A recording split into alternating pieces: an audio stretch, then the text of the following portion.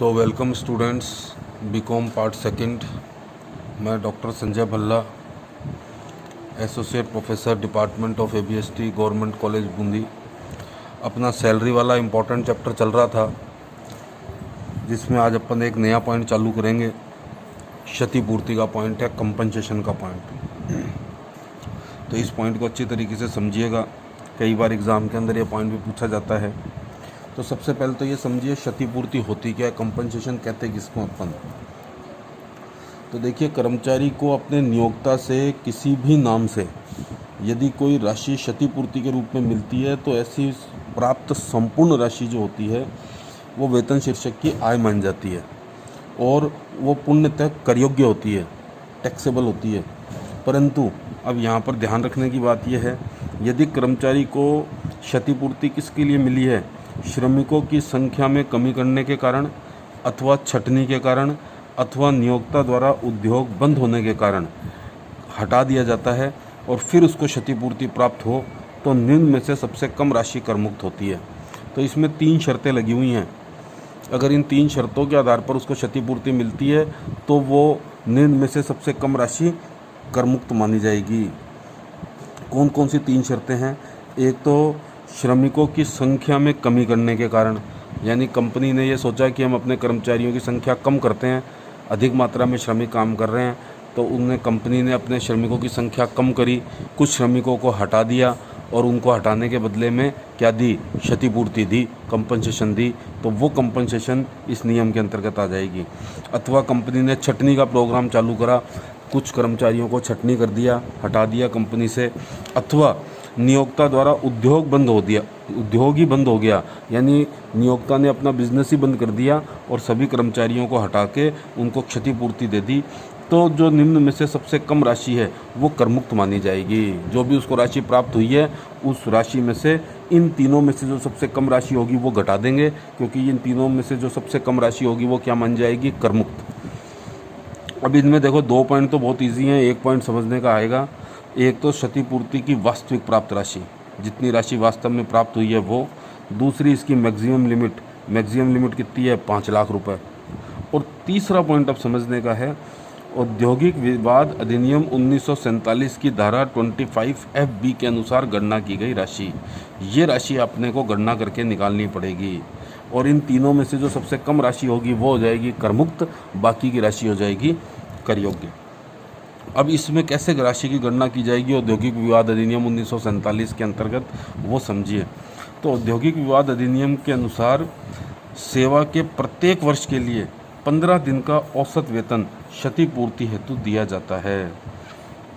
और 10.7 वर्ष को क्या मानोगे? 11 वर्ष। 10.5 वर्ष को क्या मानोगे? 10 वर्ष। इसका मतलब क्या है? इस पॉइंट का मतलब ये है, 6 महीने से यदि अधिक अवधि हो गई तो उसको पूरा वर्ष मान लिया जाएगा, 6 माह से कम की अवधि है तो उसको छोड़ दिया जाएगा। तो उस कर्मचारी ने जितने वर्ष सेवा करी है, तो 1 वर्ष के बदले में 15 दिन का वेतन उसको दिया जाएगा। 15 दिन का वेतन कौन सा? औसत वेतन दिया जाएगा। देखो, सेवा के प्रत्येक वर्ष के लिए, 1 वर्ष के लिए 15 दिन का औसत वेतन क्षतिपूर्ति हेतु दिया जाता है। जैसे उसने 20 वर्ष काम किया तो 20 वर्ष इंटू 1 वर्ष के बदले में कितना दिन का वेतन दिया जाएगा?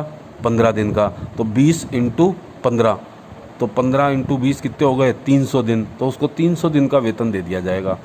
अब ये औसत वेतन कैसे निकालेंगे, ये नेक्स्ट पॉइंट अब इम्पोर्टेंट समझना है आपको।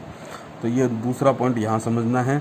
औसत वेतन की गणना छटनी होने वाले माह के तुरंत पूर्व के 3 माह के कुल वेतन में उक्त 3 माह के दिनों की संख्या का भाग देकर ज्ञात किया जाएगा। इसका मतलब ये है, जिस महीने में उसकी छटनी हुई है, उस छटनी वाले माह को छोड़कर उससे तुरंत पूर्व के 3 माह का जो वेतन लेंगे और उस वेतन में उन 3 माह के दिनों की संख्या का भाग दे देंगे, तो 1 दिन का औसत वेतन ज्ञात हो जाएगा। लेकिन अब फिर तीसरा पॉइंट ये आएगा कि वेतन में क्या क्या चीज़ें शामिल करनी है।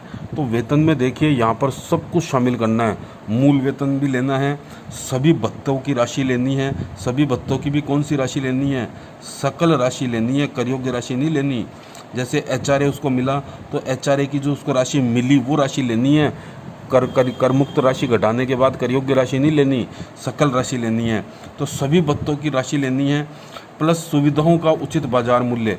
यदि नियोक्ता ने कर्मचारी को कोई सुविधा दे रखी थी तो उस सुविधा का उचित बाजार मूल्य ज्ञात कर लेंगे और वो राशि इसमें जोड़ेंगे, प्लस कमीशन इत्यादि यदि को उसको मिला है तो वो भी जोड़ दिया जाएगा। यानी वेतन में प्राय करके कर्मचारी को जो कुछ भी मिल रहा था मुख्य चीज़ें वो सारी इसके वेतन में जोड़ दी जाएंगी।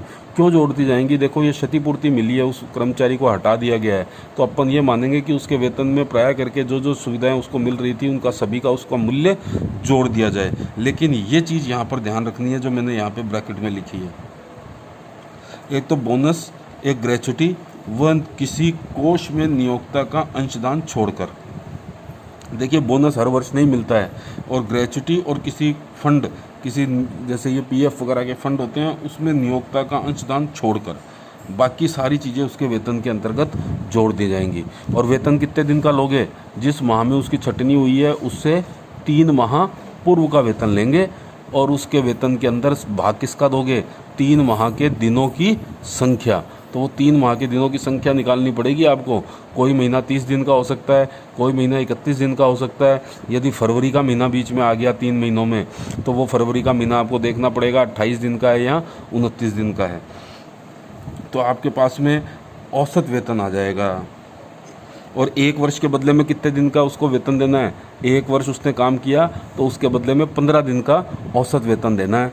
तो पहले तो आपको औसत वेतन निकालना पड़ेगा। औसत वेतन निकालने के लिए 3 माह का वेतन जोड़ोगे, 3 माह के वेतन में 3 माह के दिनों की संख्या का भाग दोगे तो 1 दिन का औसत वेतन आ जाएगा।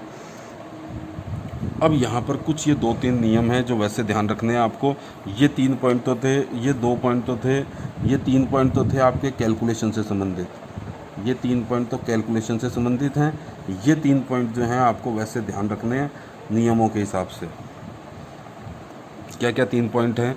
यदि छटनी पर क्षतिपूर्ति का भुगतान केंद्रीय सरकार यानी सेंट्रल गवर्नमेंट द्वारा अनुमोदित किसी नियम या योजना के अंतर्गत किया जाता है तो समस्त राशि करमुक्त होगी। यानी कि यदि क्षतिपूर्ति कंपनसेशन जो मिली है वो सेंट्रल गवर्नमेंट के द्वारा किसी योजना के अंतर्गत मिली है तो वो संपूर्ण राशि करमुक्त मानी जाएगी, उस पर कोई टैक्स नहीं लगाएंगे अपन।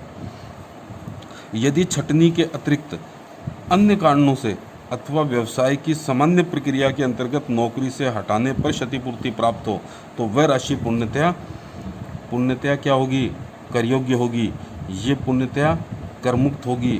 तो ये कुछ बातें ध्यान रखनी है आपको।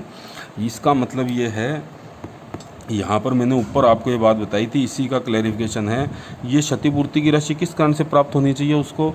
या तो श्रमिकों की संख्या में कमी करने के कारण, या छटनी के कारण, या नियोक्ता के द्वारा उद्योग बंद होने के कारण हटा दिया गया और फिर क्षतिपूर्ति मिली है तो ये नियम लागू होता है।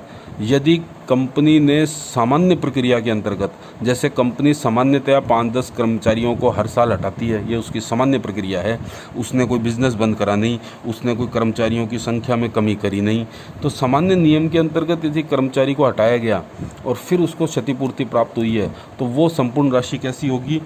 कर योग्य होगी। छटनी के अतिरिक्त अन्य कारणों से अथवा व्यवसाय की सामान्य प्रक्रिया के अंतर्गत नौकरी से हटाने पर क्षतिपूर्ति प्राप्त हो तो वह राशि पूर्णतया कर योग्य होगी। ये बात आपको ध्यान रखनी है। फिर देखिए आगे क्या कहता है।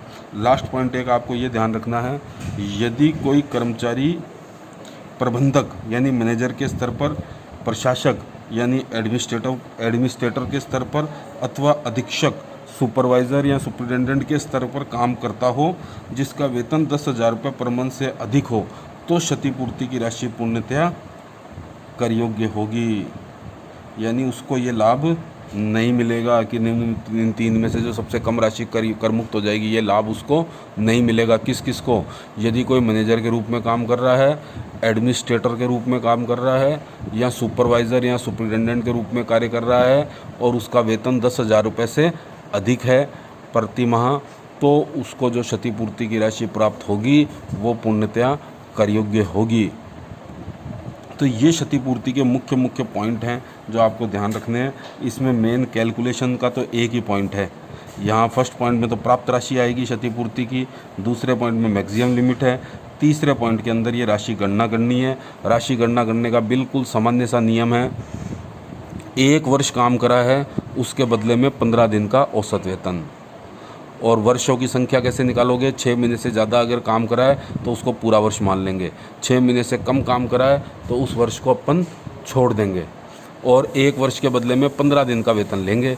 और औसत वेतन कैसे निकालोगे, जिस माह छटनी हुई है उस माह से तुरंत पूर्व के 3 माह का वेतन जोड़ लेंगे, उसमें 3 माह के दिनों की संख्या का भाग दे देंगे तो 1 दिन का औसत वेतन ज्ञात हो जाएगा।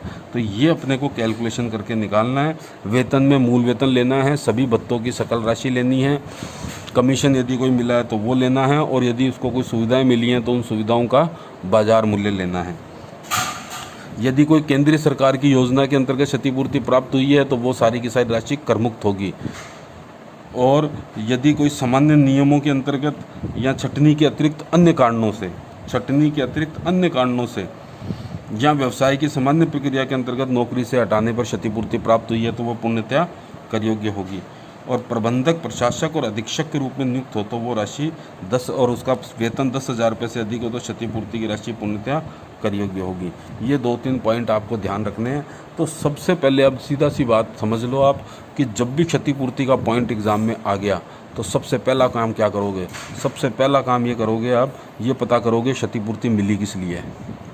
श्रमिकों की संख्या में कमी करने के कारण, अथवा छटनी के कारण, अथवा नियोक्ता का उद्योग बंद होने के कारण हटाए जाने से क्षतिपूर्ति प्राप्त होती है तो ये नियम लागू होता है, अन्यथा ये नियम लागू नहीं होता। सबसे पहली बात तो ये देखनी है कि क्षतिपूर्ति उसको मिली किस लिए है, छटनी के कारण मिली है या श्रमिकों की संख्या में कमी करने के कारण नियोक्ता ने हटाया है या उस नियोक्ता का उद्योग बंद हो गया तो उसको क्षतिपूर्ति मिली है। या वो जो व्यक्ति हटाया है वो कहीं मैनेजर, एडमिनिस्ट्रेटर या सुपरवाइज़र या सुपरिटेंडेंट तो नहीं है। अगर वो है तो पूरी की पूरी राशि क्या होगी, कर योग्य। जब ये कंफर्म हो जाए कि वो कर्मचारी इस कैटेगरी के अंदर आ रहा है तो ये 3 राशि निकाल लेंगे, क्षतिपूर्ति की वास्तविक प्राप्त राशि 5 लाख रुपए और औद्योगिक विवाद अधिनियम के अंतर्गत गणना की गई राशि। और इन तीनों राशियों में से जो राशि सबसे कम होगी वो राशि अपन कर मुक्त मान लेंगे और बाकी की राशि कर योग्य मानी जाएगी। तो स्टूडेंट्स, मैं आशा करता हूँ कि ये आपको पॉइंट समझ में आया होगा। इसके मैं अभी आपको नोट्स भी डाल देता हूँ, आपके इसमें डाल दूँगा व्हाट्सएप में, और इस पे एक असाइनमेंट, एक इलस्ट्रेशन डालता हूँ, वो आप इसमें करके देखिएगा कि आपको ये पूरा पॉइंट समझ में आया है या नहीं आया है। बुक मैंने आपको रिकमेंड की थी, वो बुक मार्केट के अंदर अवेलेबल है। अगर आप बुक्स ख़रीद लेंगे तो वो ज़्यादा बढ़िया रहेगा, क्योंकि मैं बुक्स में आपको सीधे इलस्ट्रेशन नंबर बताता जाऊंगा, वो आप देखते जाइए और साथ में क्वेश्चन बताता जाऊंगा, वो आप करते जाइए। जिन क्वेश्चंस में मेन पॉइंट आएंगे वो मैं आपको क्लियर कराता जाऊँगा। बुक्स आपकी हिंदी मीडियम में भी अवेलेबल है, इंग्लिश मीडियम में भी अवेलेबल है। चलिए, थैंक यू वेरी मच।